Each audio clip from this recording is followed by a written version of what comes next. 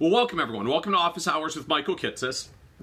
So for this week's Office Hours, I want to talk about the big industry buzz that's been all over for the past week, which is the article that came out from the Wall Street Journal regarding the CFP board and its Let's Make a Plan site that consumers use to find a CFP professional. Where the Wall Street Journal's reporters found that out of about 72,000 CFP professionals listed on the website, 6,300 of them had material public disclosures listed on FINRA's broker check tools, of which 5,000 were formal complaints from clients over recommendations or sales practices gone wrong. 324 were advisors who had already left a firm for allegations of misconduct, and 140 were CFP professionals who actually faced or were currently facing felony charges. And the core issue is that while the CFP board makes the case that in its public awareness campaign, the Let's Make a Plan site is the place to find a CFP professional and that certified equals qualified to give financial planning advice, at no point did the CFP board's website point out that these CFP brokers had a history of misconduct, disciplinary actions, and a bunch of other material disclosures on broker check that even FINRA requires to be disclosed to consumers. And instead, the only red flags on CFP Board's website are bankruptcy disclosures in the past 10 years or discipline that the CFP Board itself had doled out at some point in the past, such as public letters of admonition or suspensions, which according to the Journal's analysis covered only 573 CFP certificates, leaving over 5,000 CFP brokers who had FINRA disclosures in broker check, but no CFP Board disclosures. And thus the Wall Street Journal's article, aptly titled, "Looking for a Financial Planner? The go-to website often omits red flags." Ouch. Now, when the news about the Wall Street Journal article first broke, the CFP board, not surprisingly, had a response out almost immediately, rightly acknowledging that the Journal's article did highlight some important issues and concerns, but also taking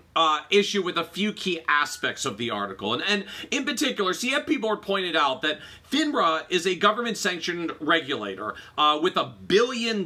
budget and over 3,000 employees. While the CFP board is technically a 501c3 nonprofit, not a regulator, simply an organization that certifies and sets standards for CFP certificates with an operating budget of about $30 million and a staff of 70.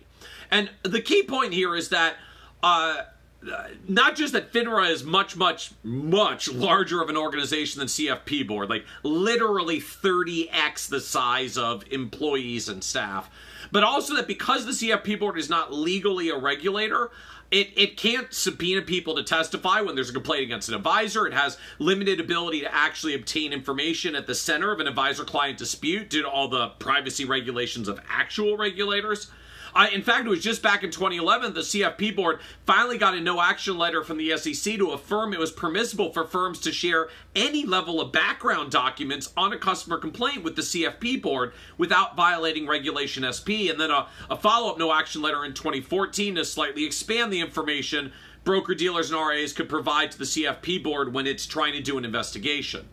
So in other words, ultimately, CFP board really only has direct authority over the CFP certificates themselves, not their firms, not their clients and client information, and only able to use basically one piece of leverage to get the information that it wants, which is the CFP board can always say, cooperate with our investigation, or we'll suspend or revoke your CFP marks. But even then, the information the CFP board can get is very limited due to Reg SP, which means that the CFP board just cannot enforce with the depth of what FINRA does. Not only because it doesn't have the same level of 30x resources, but also because it doesn't have the same level of legal authority to do so in the first place. That was part of CFP board's response to the article. And in addition to pointing out the CFP board is not FINRA, the CFP board also emphasized that sometimes when FINRA posts a customer complaint on broker check, it's just that. It's a complaint. In essence, it's an allegation. And it may not even have been investigated yet. It may have been investigated and the advisor was found not guilty. Now, FINRA often allows the complaint allegation to remain publicly disclosed, but that's challenging from CFP board's perspective because an allegation is not proof of wrongdoing. And the CFP board maintains that it doesn't have a policy of publishing allegations posted on third-party websites about its CFP certificates. It does publish actual disciplinary actions against CFP certificates, but disciplinary actions don't occur until CFP board does its own investigation to affirm there was actual wrongdoing in the eyes of the CFP board's Disciplinary and Ethics Commission. So in other words, the CFP board maintains that it was justified in not publishing all these complaints that were shown in FINRA Broker Check because at least many of them were just that, complaints, and may have been alleged wrongdoing, but there was no actual finding of wrongdoing by the CFP board that merited publishing and disclosing it. Now, while I have sympathy for CFP board's position on this, that it may not be appropriate to report mere allegations that weren't even reported to CFP board in the first place when CFP board hasn't done any investigation to determine wrongdoing, frankly, it's also a bit of a cop-out. Because the CFP board is effectively saying that it won't publish allegations if they haven't investigated and found any wrongdoing, and at the exact same time emphasize that they're not a regulator and don't have the authority and resources to do substantive investigations in the first place. In fact, that it's basically the CFP board's attitude that got us here in the first place. The idea that the CFP board is very limited in its investigative powers when a complaint occurs, but won't publish anything about complaints until an investigative result. It's an impossible chicken and egg problem, and it leads to what the Wall Street Journal found, that the CFP board website doesn't disclose a wide range of these allegations against CFP certificates, but that CFP board wasn't actively investigating those complaints either. Now, furthermore, the problem with CFP board's current approach is that, in essence, it will often only cite CFP certificates for wrongdoing after they've already been found guilty of wrongdoing by another regulator like FINRA, which is why if you actually look and see recent disciplinary actions from the CFP board, it includes a very high frequency of, so-and-so CFP certification is being suspended or revoked after entering into a letter of acceptance, waiver, and consent with FINRA, where the CFP certificant agreed to the findings that he did something bad with FINRA. Which basically means a lot of CFP board actions are nothing more than FINRA found this person did something really bad and suspended their license or barred them, so we're going to suspend or revoke their CFP certification too. And while I'm happy to see that at least that level of action is happening, though, as the Wall Street Journal noted, not all CFP certificates even found guilty by FINRA are being sanctioned and disciplined by CFP board, since often CFP board was relying on them as self-disclosed. They got in trouble in the first place, and the reality is that just waiting until another regulator finds a CFP certificate guilty of wrongdoing just may not be enough, especially when you're waiting for them to tell you that it happened. Now, the reason that all this matters is CFP board now has spent more than $10 million a year for almost a decade promoting that the CFP marks are the gold standard when it comes to financial planning advice, and that certified equals qualified to give that advice. So in essence, the CFP board has maintained, and I think rightly so, that the minimum regulatory requirement to become a financial advisor is very low, and that pursuing CFP certification is a major step up, both in education and experience requirements from the minimum to just get your license, such that hiring a financial advisor with CFP certification, which is still barely over 1 in 4 advisors today, gives you almost by definition a top quartile advisor, at least with respect to their demonstrated knowledge and expertise. But it creates this really awkward contrast, because the CFP board is basically claiming to the public our standards are higher than the low bar set by the regulator, but then when it comes to enforcement, CFP board only takes action and discloses wrongdoing when people violate the lower regulator bar and not the CFP board's higher bar. And sadly, this was an entirely predictable problem. We actually wrote about this on the blog all the way back in 2012 as the CFP board's public awareness campaign was just getting underway, and CEO Kevin Keller was talking about the future growth of the marks and the challenge of promoting the quality of the marks when the CFP board didn't have effective enforcement, because it was going to start raising questions about whether the CFP board would be able to keep its house in order, or whether the CFP certificate base was going to increasingly become filled with people who wanted the marks as good marketing cover built on the back of the CFP board's public awareness campaign, and then use it as a basis to sell low-quality products. In fact, even when we published that article, it was shortly after a Wall Street Journal article had also come out in 2012 entitled, Is the Fiduciary Standard a Joke?" And it was highlighting an example of a CFP certificate who gave suitable advice but not fiduciary advice, and the CFP board hadn't taken action against them. And in turn, that's precisely why even when the CFP board announced its new fiduciary standard back in 2017, the headline even from our Nerd's Eye View blog was, CFP board expands fiduciary duties, but can it enforce them? Because if you think the CFP board has had trouble enforcing its current standards, per the Wall Street Journal article, and their current standards had big loopholes when it came to brokers acting as CFP certificates, but claiming they weren't providing financial planning advice in order to avoid CFP board's old fiduciary duty, what is the CFP board going to do when its new, even higher fiduciary at all times standard kicks in?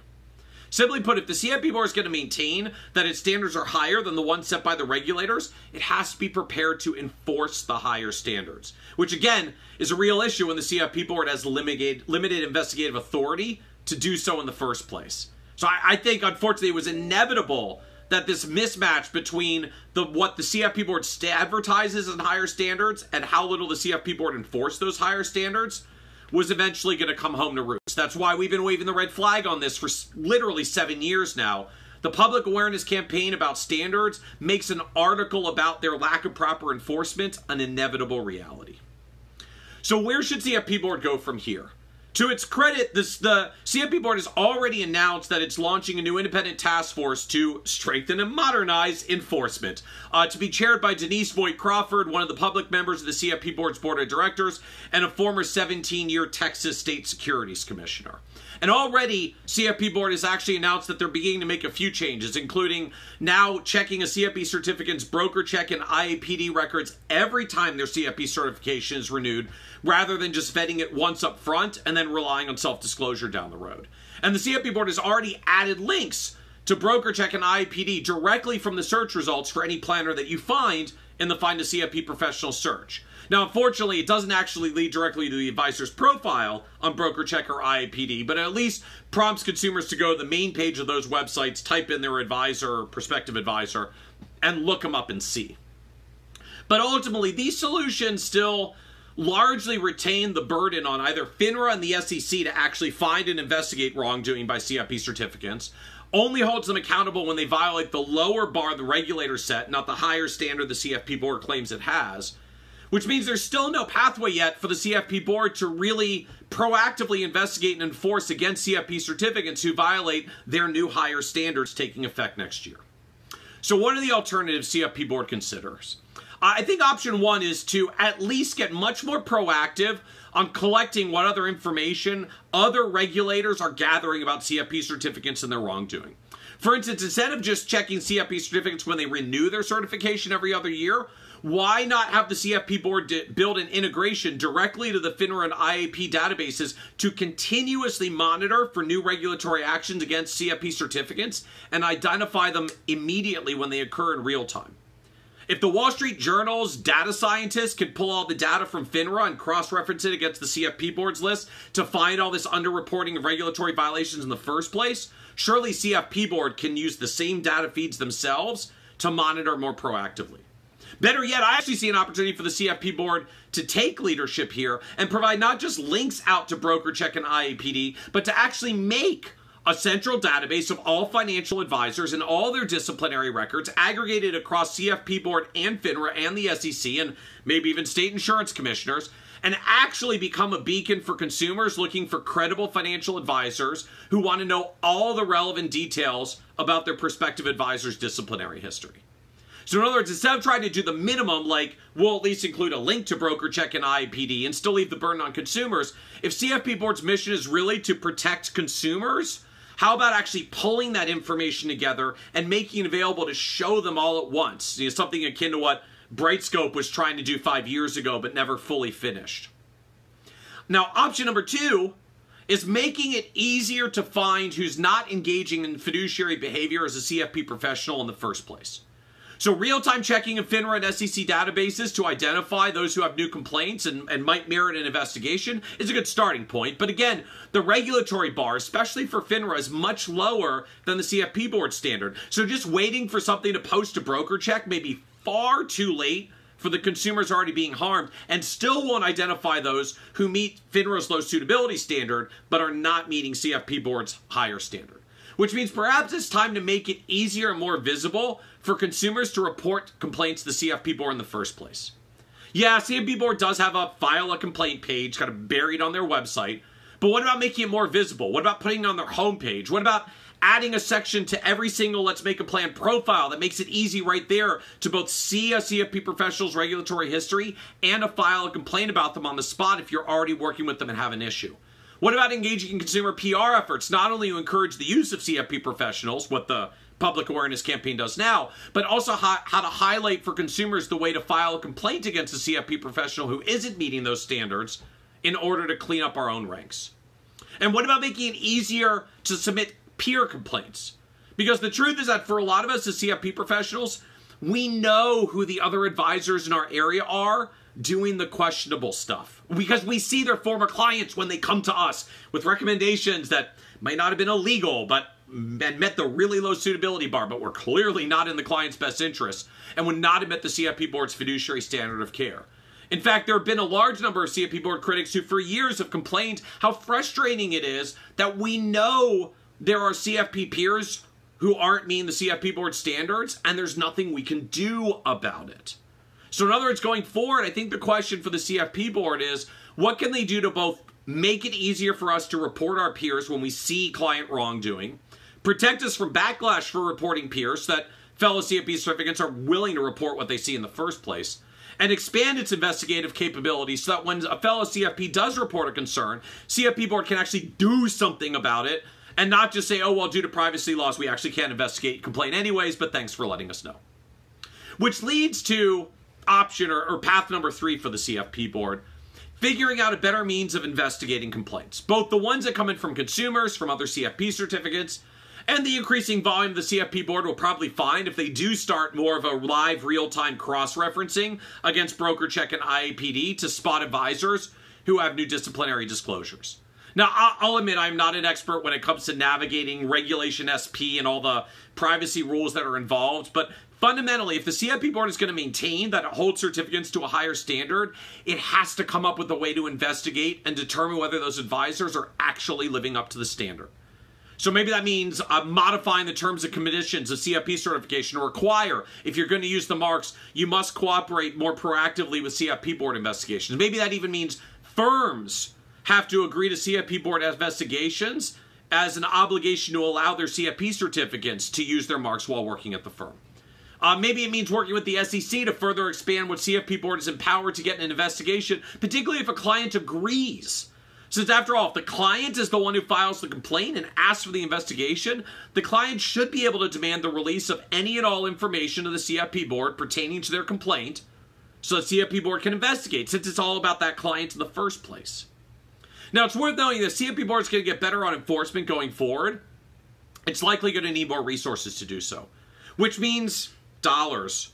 from us as CFP certificates, because at the end of the day, we're the ones who pay the certification fee of the CFP board that gives it the funds to operate as it does. But frankly, given that the CFP board raised its dues by almost 85% a decade ago to launch this $10 million a year public awareness campaign and didn't take any measurable hit on its growth for CFP certificates, I think there's potentially at least a little room for a small further increase in the certification fee to fund real enforcement efforts to clean our ranks. Now, as someone who pays the fee myself, I don't love paying more money out of pocket when the CFP marks already have a substantial cost, but is it worth paying at least a little bit more to get proper enforcement of the standards so that when I stand in a room full of CFP certificates, I'm actually proud of all the people in the room I'm standing next to and not just some of them?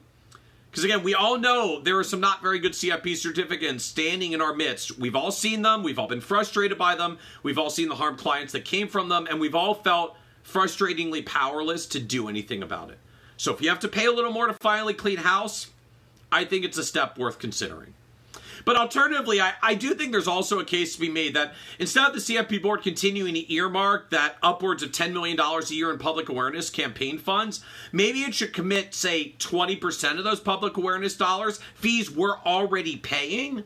to enforcement to make sure that the promises it's making in the public awareness campaign are actually being delivered on. Otherwise, the public awareness campaign is the equivalent of CFP board's mouth writing checks its enforcement body can't cash. Right, because as we noted earlier, the reality is that conducting a public awareness campaign around CFP board standards being higher than anybody else inevitably is going to put a greater focus on those standards and whether the CFP board and CFP certificates are living up to the brand promise with actual enforcement. Public awareness of standards and enforcement of the standards are inextricably linked together. The more the CFP board markets, the more it has to commit to following through on the brand promise with enforcement. So with almost a decade now of spending $10 million a year on public awareness and very little on enforcement, maybe it's time for CFP board to consider reallocating that dues surcharge a little bit.